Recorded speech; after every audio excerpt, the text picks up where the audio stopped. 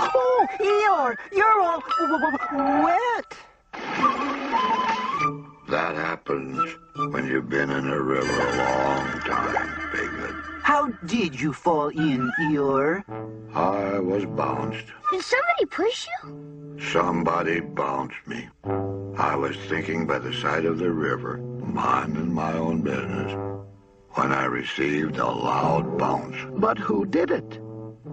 I expect it was Tigger. Eeyore, was it Tigger?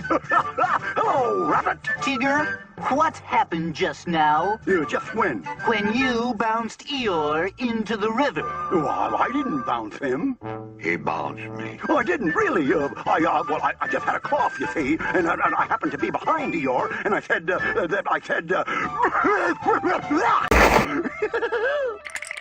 It's all right, Piglet. That's what I call bouncing. I didn't bounce. I coughed. Bouncing or coughing, it's all the same. Oh, no, it's not. Stop bouncing me, Tigger. All I did was cough.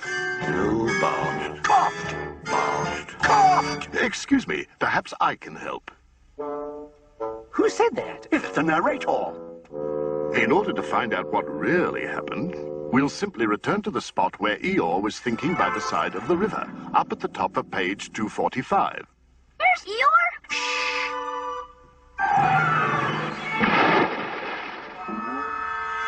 So he did bounce him. Oh, well, it was just a joke. Ew, some people have no sense of humor. Tigger's so thoughtless with his bouncing. Why should Tigger think of me? Nobody else does. Why do you say that, Eeyore?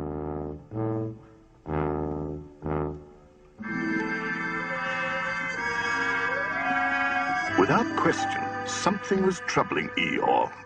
And while his friends puzzled over his unusual behavior, Eeyore followed the stream back to his gloomy spot.